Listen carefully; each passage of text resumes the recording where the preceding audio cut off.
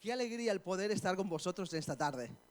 Es un gozo el poder compartir la palabra del Señor con la iglesia, con la familia del Señor. Mira a tu hermano, a tu hermana que tienes al lado y dile: cuánto me alegra verte, estar contigo juntos en la presencia del Señor, con la familia.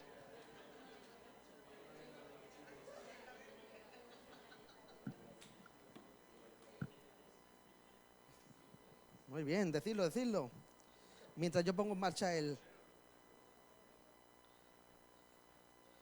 Qué bueno es estar juntos. Quisiera compartir con vosotros algo que el Señor un tema que me ha estado hablando, Señor, en esta última semana, y que se encuentra en el Evangelio de Lucas. En Lucas capítulo 18, versículo 1, dice así la palabra del Señor. También les refirió una parábola sobre la necesidad de orar siempre y no desmayar. ¿De qué voy a hablar esta tarde? De la oración, ¿no? Está claro, ¿no? Orar siempre y no desmayar. A esta meditación le he puesto como título Vínculo transformador. Jesús empieza este capítulo 18 diciendo esto sobre la oración y prosigue con dos parábolas, la de la viuda y el juez injusto y también la parábola del fariseo y del publicano, parábolas que hablan sobre la oración, pero en el cual yo no voy a entrar en ellas en esta tarde porque si no me consumirían el tiempo que quiero estar enfocado en otra cosa. Jesús le da una importancia vital a la oración. Para Jesús, estar en oración fue su constante en su vida terrenal. Él deseaba constantemente y con todos sus anhelos mayores estar en comunión con el Padre. De hecho, tenemos 25 referencias en los evangelios que nos hablan de que Jesús estaba en oración. Él iba a orar. Son muchas referencias para esto. Pero nosotros, cuando hablamos hoy día de lo que significa la oración, decimos que orar es hablar con Dios. Y está bien, pero no es todo. Porque la oración tiene un sentido, un significado mayor, más profundo, que tiene que ver con cercanía, con intimidad, con comunión con el Padre. Jesús les quiere enseñar a sus discípulos lo que ellos le piden más adelante es: Señor, enséñanos a orar. Le quiere enseñar los principios de orar siempre, que es prolongadamente en el tiempo, perseverantemente, y orar sin desmayar. Orar a pesar de los contratiempos, orar a pesar de las dificultades, sin importar el resultado o las circunstancias. Él se apartaba constantemente a lugares separados, desiertos, para estar con el Padre. Durante su día estaba implicado en el ministerio, estaba predicando del reino, estaba sanando enfermos, estaba confrontando a los religiosos y más situaciones que él estaba conviviendo. Pero por la noche, muchas noches, se apartaba a la búsqueda de su Padre, para estar en comunión con el Padre. Y eso era algo muy común para él. Vemos en Mateo 14, versículo 23, dice: despedida la multitud, subió al monte a orar aparte, y cuando llegó la noche, estaba allí solo. Y este texto viene precedido de la multiplicación de los panes y de los peces. Unos días bastante intensos donde Jesús estaba enseñando a las personas sobre el reino y también donde vemos que Él alimenta a esas 5.000 personas como mínimo. Un día muy intenso. Pero en vez de irse a descansar, lo que nos dice la palabra del Señor es que Él se va al monte a orar aparte. Jesús nos enseña con su propia vida la importancia de estar en comunión con el Padre.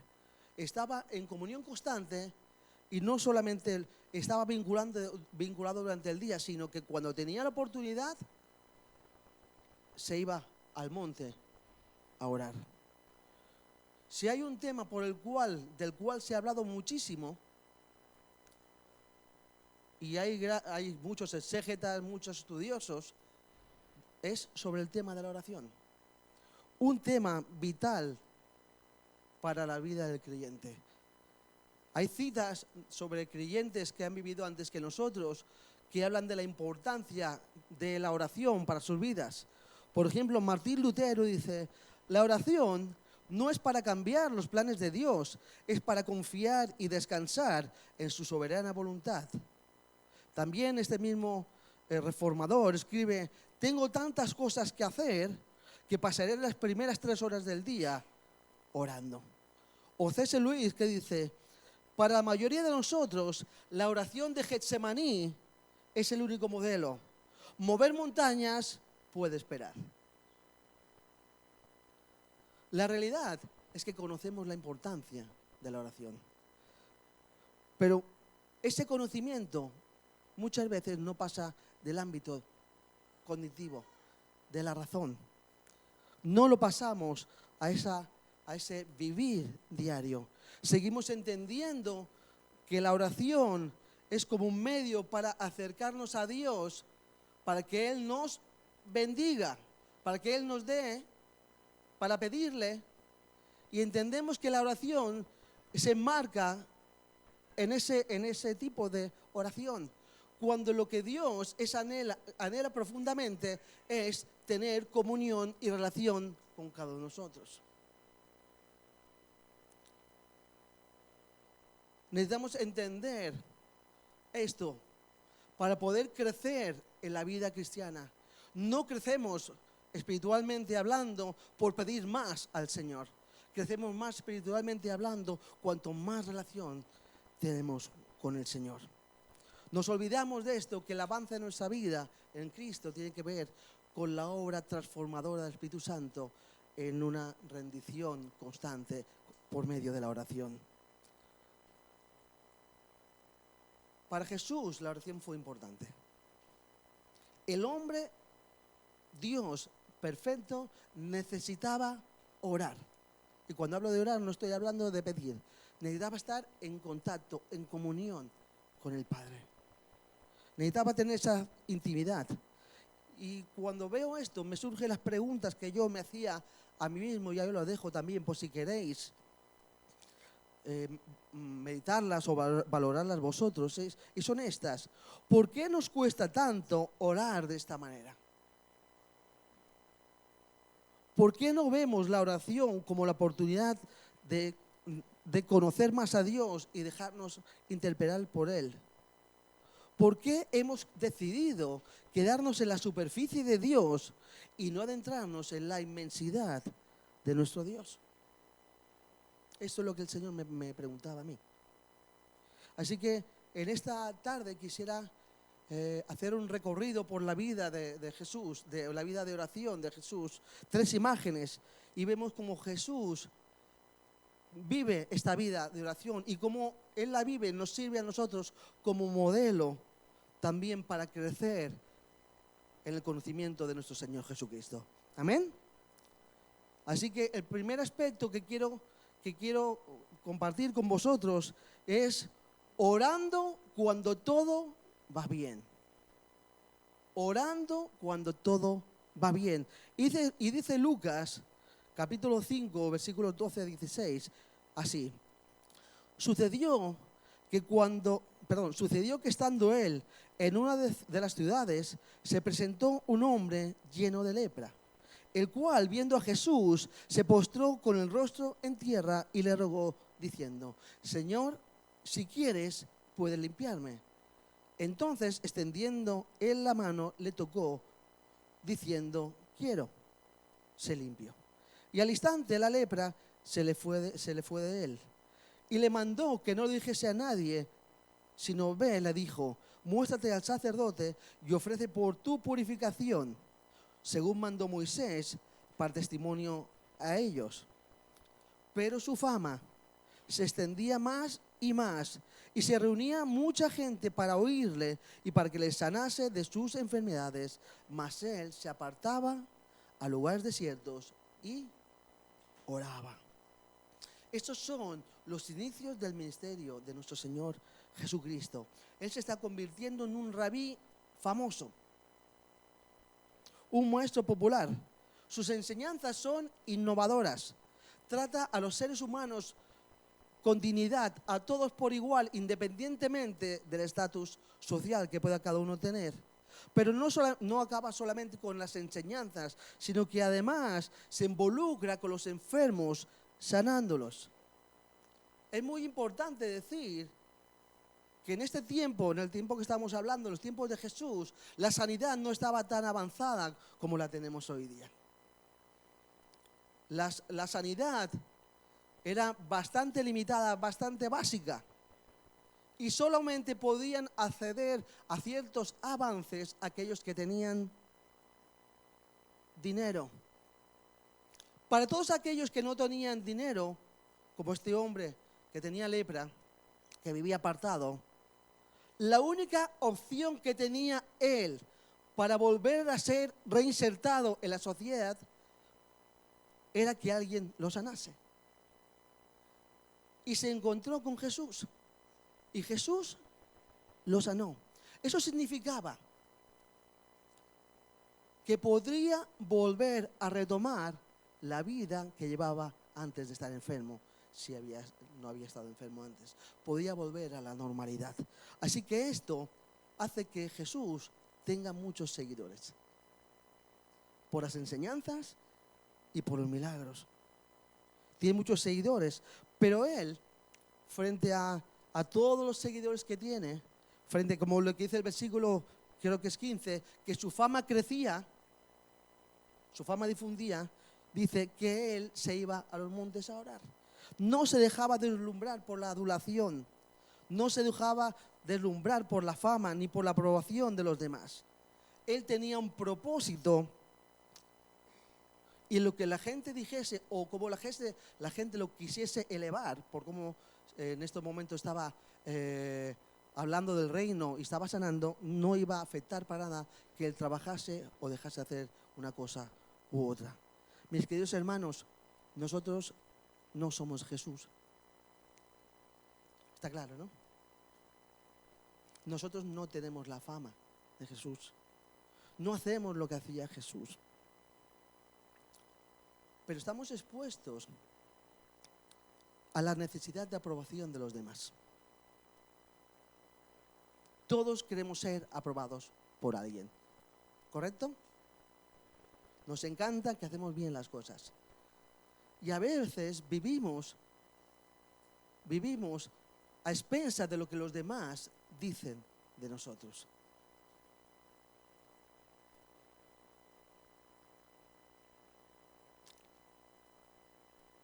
Cuando tú te muestras como cristiano, cuando predicas el evangelio tal y como es, probablemente no tengas muchos amigos. Probablemente muchas personas, cuando tú les presentas el evangelio, que es un evangelio de amor, que Dios se acerca a ti tal y como estás, pero no quiere dejarte como estás, sino te quiere restaurar para ser la persona que Él ha diseñado que tú seas. Eso justamente no es nada agradable, porque el ser humano lo que desea es abrazar lo que considera que es bueno para él.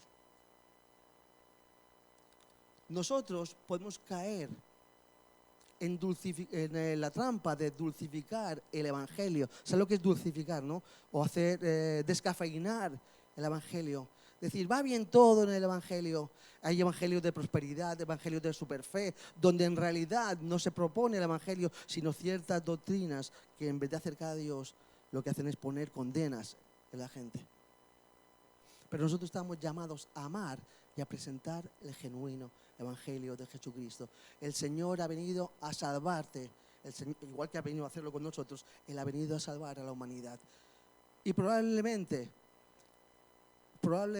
cuando nosotros predicamos el evangelio de nuestro Señor Jesucristo, no generemos algunos enemigos, porque el Señor tiene palabra de verdad, y no todo el mundo está dispuesto a aceptarla.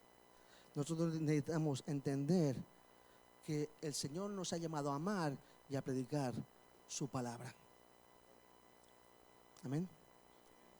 ¿Nosotros de quién necesitamos la aprobación? ¿De quién? Eso lo tenemos que tener presente constantemente. Estamos llamados a vivir para agradar a Dios. Y ojo que con todo esto no estoy hablando de que tenemos que generarnos enemigos, ¿de acuerdo? Nosotros no vamos a generar a nadie, nosotros predicamos a Jesús. Amén. No predicamos una doctrina, no predicamos filosofías, predicamos a Cristo. Amén. Necesitamos entender esto, que la aprobación que nosotros necesitamos como hijos de Dios es al Señor mismo. Porque en ocasiones queremos agradar al mundo, estar en paz con el mundo, pero también queremos estar agradando al Señor.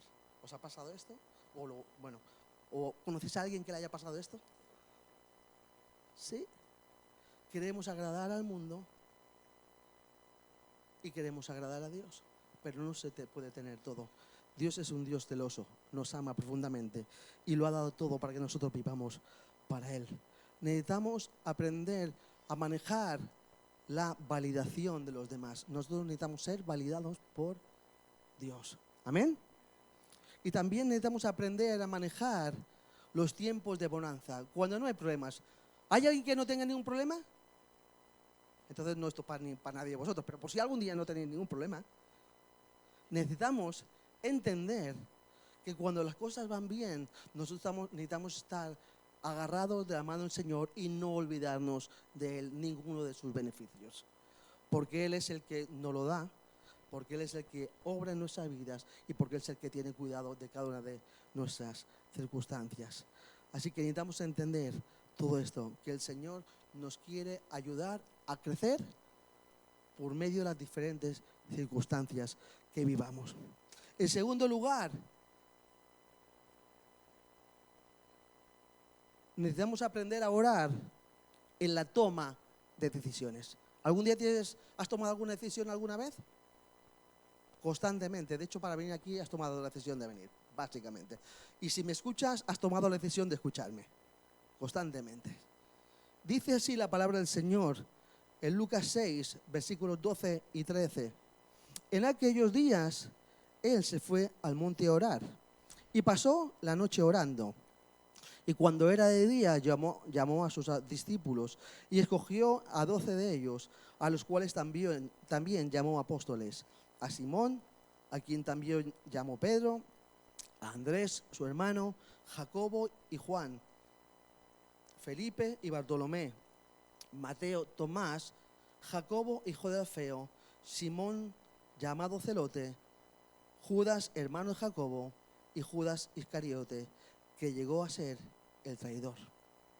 Jesús se pasa toda la noche en oración antes de tomar una decisión crucial para el futuro de su ministerio, que era elegir a los 12 apóstoles. Este acto nos muestra una dependencia total del Padre, o sea, de Jesús, del Padre, y la necesidad de escuchar su voz. Y me llama mucho la atención esto, que Jesús no se ponía por poco, no decía, Señor, voy a orar media horita. A veces oramos, digo, hoy he orado un montón, he orado media hora, o 40 minutos. Bueno, eso lo puedo decir yo porque lo estoy hablando, los demás lo podéis pensar solamente. Ya voy creciendo, ya voy 5 minutos más. Pero Jesús dice, se pasaba toda la noche en oración. Y para pasar toda la noche en oración significa que hay algo que decir, hay muchas cosas que decirse con esa persona. Yo recuerdo con mi esposa, antes de casarnos, me acuerdo que cuando éramos novios, nos veíamos, pasábamos mucho rato juntos, y cuando me volví a mi casa, me iba a la cabina telefónica y la llamaba a su casa. Siempre, había pasado la tarde con ella y cuando llegaba a casa me iba a gastar las pesetas, porque eran pesetas en aquel entonces, las pesetas en las cabinas telefónicas, que ahí no hay ya casi, solamente las de muestra, y seguíamos hablando. Había cosas que decir. No había, el tiempo pasaba, se paraba, parecía que no existía. Había muchas cosas que decirse entre el Padre y en el por qué había comunión. Amén. Cuando nosotros empezamos a medir los tiempos con el Señor, es que todavía queremos cumplir. No tenemos ese anhelo profundo de estar con Él, pero necesitamos entrar en esa dinámica nueva de una relación de intimidad profunda. Yo me pregunto, ¿qué es que Jesús no sabía quiénes iban a ser los 12 discípulos?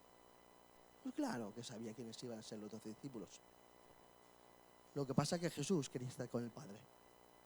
Quería estar en vinculación con el Padre. Jesús se cansaba, como nosotros lo hacemos, porque seguía siendo un hombre a pesar de ser Dios.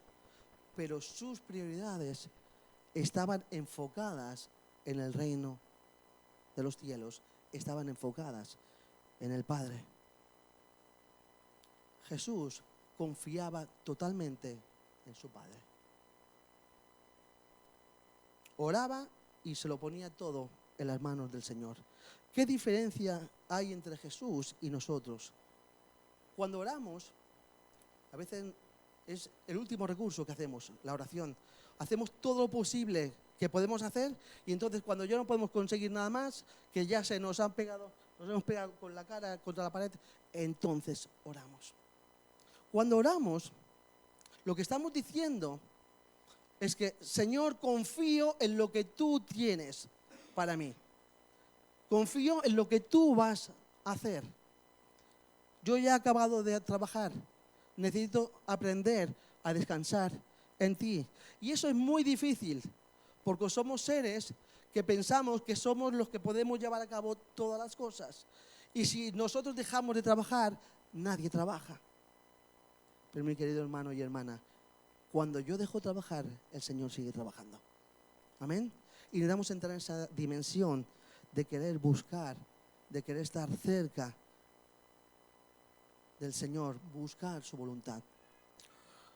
Necesitamos aprender a estar delante del Señor y buscarle no por lo que nos da, sino por quién es Él. Wow. ¿Qué clase es de relación en la que yo tengo con Jesús? ¿Por lo que me da o por quién es Él?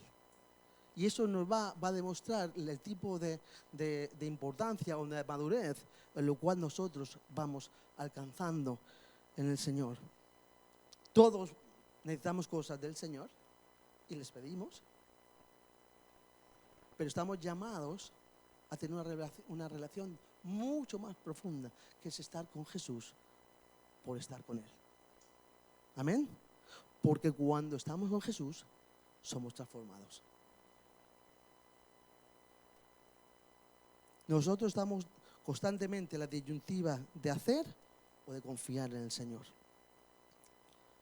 ¿Cuántas veces tomamos decisiones importantes en nuestra vida y simplemente las tomamos entendiendo lo que es lo mejor para nosotros? No se lo comentamos, no lo consultamos al Señor, tomamos esta decisión que consideramos que es buena para nosotros y le decimos, Señor, he tomado esta decisión, así que ahora eres tú el que tienes que bendecirla. Actuamos como si nuestro Dios fuese un mago, como si fuese el conejo, el mago que saca el conejo de la chistera. Cuando se hacen las cosas al revés, buscamos al Señor, ponemos nuestra vida delante de Él, le decimos, Señor, necesito que tú me guíes, que tú me dirijas. Pero para que el Señor nos dirija, nosotros tenemos que pasar tiempo con Él y estar en silencio. ¿Sabes lo que es estar en silencio? Delante del Señor, sin hablar. Es complejo. Es una práctica que uno poco a poco va aprendiendo a la medida que se va avanzando en el crecimiento de conocer a Jesús. Porque cuanto más callado estás, más pensamientos tienes. ¿No os ha pasado esto? Tú dices, voy a quitar todos los ruidos de mi cabeza. ¿Dónde? ¿Qué me pasó? Que no he hecho la comida. No, que me tengo que concentrar en el Señor. Ostras, que no he puesto la lavadora. Cualquier cosa, cuanto más concentrado que estás en el Señor, más pensamientos tienes. Y nosotros necesitamos ir aprendiendo a rendir cada pensamiento a los pies de Cristo, porque necesitamos aprender a escuchar a Dios. Y aprendemos a escuchar a Dios a medida que estamos con Él, sentados con Él. Y aprendemos a escuchar a Dios a medida que nosotros leemos la palabra del Señor, que ella es nuestra guía. Y necesitamos ir creciendo en esta clase de relación con el Señor, porque hablar sabemos hablar todos, pero escuchar, hoy día es súper complejo escuchar a alguien, encontrar a alguien que quiera escuchar. Así que encontramos algunos principios para la toma de decisiones y solamente los voy a enumerar, ¿vale? O enunciar. Y es dar el primer lugar a la voluntad de Dios. Manolo lo leía de lo que estuvo predicando Jonathan el otro día. Buscad primeramente el reino de Dios y su justicia, y lo demás será añadido. En segundo lugar, acercarnos a las Escrituras. La Biblia es la guía definitiva para identificar lo que agrada a Dios. En tercer lugar, orar por sabiduría. ¿Alguien necesita sabiduría? Dice la Biblia que si alguien necesita sabiduría, que se la pida al Señor, que el Señor la va a dar. Pero para recibir sabiduría tenemos que disponernos a escuchar a Dios y necesitamos leer de su palabra. En cuarto lugar, buscar consejo sabio. Qué bueno es encontrar personas que nos saben guiar en la toma de decisiones. Y cuando toma una decisión, considerar también, por quinto lugar, preguntamos si esa decisión que voy a tomar refleja el carácter de Cristo y beneficia a otros. Hay una serie de peligros también que quiero hablar, que son 3. Y es que cuando vayamos a tomar decisiones, no las hagamos por impulso. Hay personas que funcionan por impulsos. Se me ocurrió esto y voy para adelante, sin valorar exactamente el alcance de lo que pueda pasar. No actuar por impulso. A veces dicen, no, se me ocurrió esta idea y me salió bien. Bueno, pues ya está, porque te salga bien una vez, no puedo decir que todas las veces te sean igual. Justamente necesitamos entender que no debemos actuar por impulso. También evaluar las consecuencias, analizar a largo plazo el impacto de estas decisiones que estamos tomando. Y en tercer lugar, tener la humildad suficiente. O sea, en este caso, dejar de ser tan soberbios como que no necesitamos la ayuda de Dios. Necesitamos entender que el Señor nos quiere guiar también en la toma de decisiones. Amén. Nos quiere guiar cuando todo va bien, en la toma de decisiones, y en tercer lugar, orando en las dificultades. En este caso hay mucha gente con másters aquí de dificultades, pero necesitamos aprender a orar, porque podemos tener muchas dificultades y no haber aprendido mucho en ellas, pero necesitamos aprender aún en ellas. Y dice Lucas 22, versículos 39 a 44, lo siguiente: y saliendo, se fue como solía al monte de los olivos, y sus discípulos también le siguieron.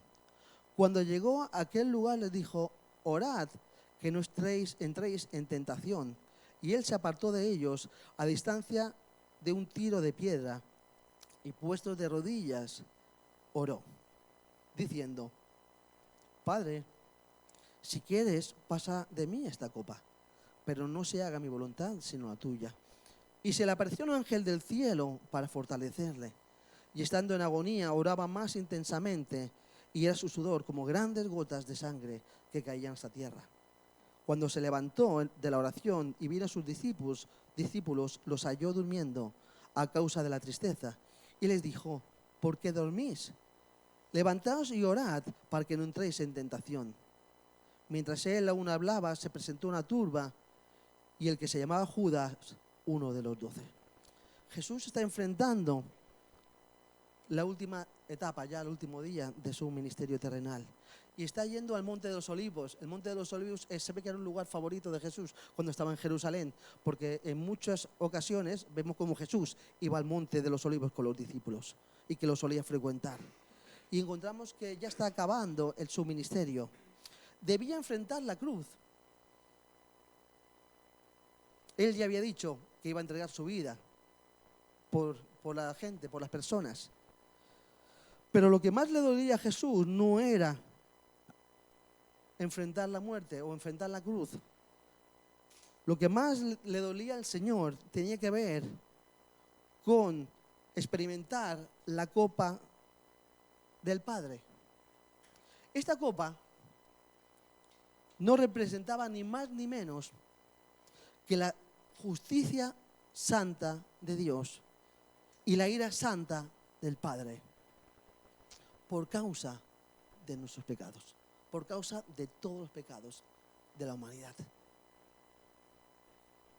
El que había estado en comunión con el Padre y con el Espíritu Santo, Jesús, desde toda la eternidad, iba a experimentar esto, el peso de la justicia y de la ira de Dios. Dice Corintios que al que no conoció pecado, por nosotros lo hizo pecado, para que nosotros fuésemos hechos justicia de Dios en él. Así que él ora para que pase esa copa. Como hombre, no como ser humano, porque Jesús era un ser humano perfecto, no quería pasar por ese trago, quería que fuese diferente. Pero como hombre perfecto, sujeto a Dios, dijo, si pudiese ser de otra manera, me encantaría que fuese de otra manera, pero no quiero que sea mi voluntad, sino quiero que sea tu voluntad. Que las cosas sean hechas como tú quieres que se hagan. No había discusión entre la voluntad de Jesús y entre la voluntad del Padre, porque Él constantemente lo estaba diciendo, yo no busco mi voluntad, sino la voluntad del que me envió, la voluntad del Padre. No había plan B para la salvación de la humanidad. Jesús, el Padre, el Padre, el Hijo y el Espíritu Santo hicieron todo y se implicaron totalmente. Lo podrían haber hecho mucho más fácil, pero se implicaron ellos con la persona, con su persona, para la salvación de la humanidad. No había plan B. No iba a evitar que Jesús no pasase por la cruz. Tampoco iba a evitar que la santa ira de la copa de Dios, la justicia y la ira, no recayesen sobre Jesús. No lo iba a evitar. Porque había muchas cosas en juego que era la salvación de la humanidad. Yo no sé si vosotros os habéis parado a pensar alguna vez en esto, en lo que significa. Que el Señor ha venido a darnos vidas abundantes para no vivir en las limitaciones del pecado. Él lo ha pagado, no con dinero, porque el dinero está limitado, lo ha pagado con su propia vida. Y ha pagado un precio altísimo, que es la santa justicia del Padre. Y tal como se encontraba en esos momentos, dice que sudaba gotas de sangre, dice que vino un ángel para reconfortarle por el monte en el cual se encontraba. Y yo, cuando veo este texto, me quedo conmovido por la clase de relación que tienen Jesús y el Padre.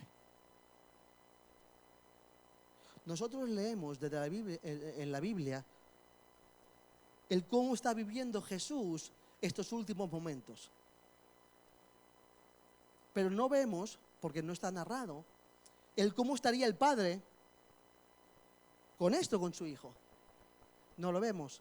Pero si para Jesús fue difícil, para el Padre no dejó de ser lo mismo. Fue muy difícil. Pero lo dejó llegar hasta el fin, por amor a ti y a mí. Y así que en este texto quisiera entresacar unos principios para aplicar en nuestra vida en medio de las dificultades, orando en medio de las dificultades. Es que Podemos pasar por múltiples dificultades en la vida. Hasta nos puede doler el corazón. Pero en esos momentos es cuando más podemos acercarnos en oración a nuestro Señor, porque Él nos oye y no permanece indiferente a nuestras circunstancias. Ser hijos de Dios no nos hace inmunes a la enfermedad. Todos nos enfermamos. No nos hace inmunes a no tener problemas económicos, porque puede ser que también los tengamos, o problemas en el hogar o en el trabajo. No nos hace inmunes a esto.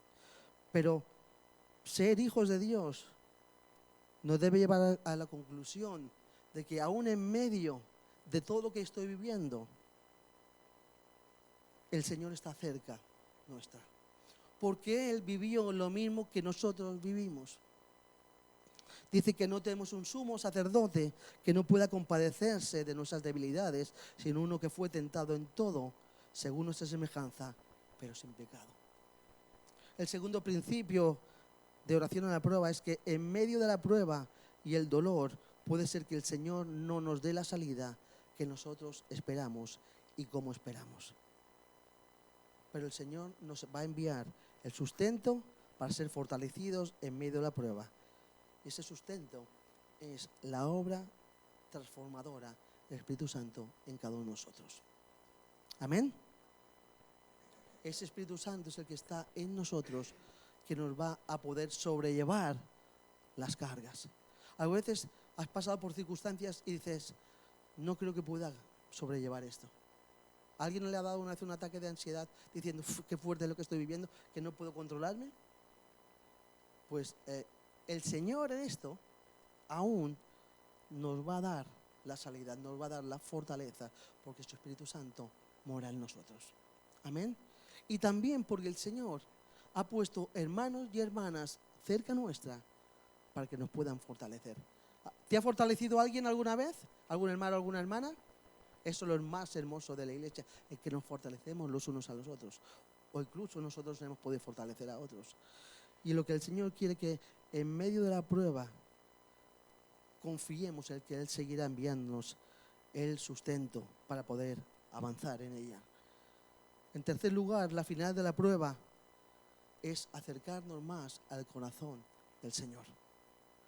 La finalidad de la prueba es acercarnos más al corazón del Señor y que sepamos que nos ama profundamente. Si hay algo que nosotros hacemos mucho cuando estamos en dificultades es orar.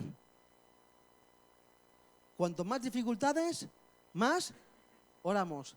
Cuanto más bien nos van las cosas, menos oramos. Esto es así, ¿no? No debería ser así, pero es lo que es. Cuanto más dificultades, más nos acercamos al Señor.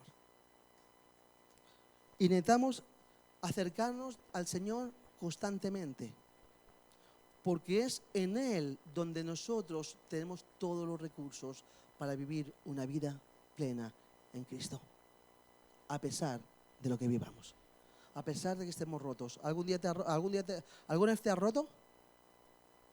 Aún en medio de nuestras dificultades, el Señor nos reconstruye. Y por último, Dios usa las pruebas para transformar nuestras vidas y que podamos ser cada día más como Jesús. Todo lo que nosotros vivimos tiene que ver con la obra de Dios en nuestra vida, una obra transformadora. Muchas veces nos olvidamos de la oportunidad que tenemos de estar cerca del Creador del cielo y de la tierra. Nos olvidamos de esa oportunidad que tenemos de conocer más en intimidad a Dios, porque Dios se muestra a aquellos que le buscan, pero que le buscan de verdad. Y necesitamos entender que el Señor nos anhela profundamente para que nosotros estemos con Él, que le amemos por quién es Él, no por lo que nos puede dar. Amén. Necesitamos entender, necesitamos seguir creciendo en el conocimiento de Cristo. Necesitamos seguir creciendo en la oración que busca a Cristo como objeto, que tiene a Cristo como objeto final. ¿Oramos?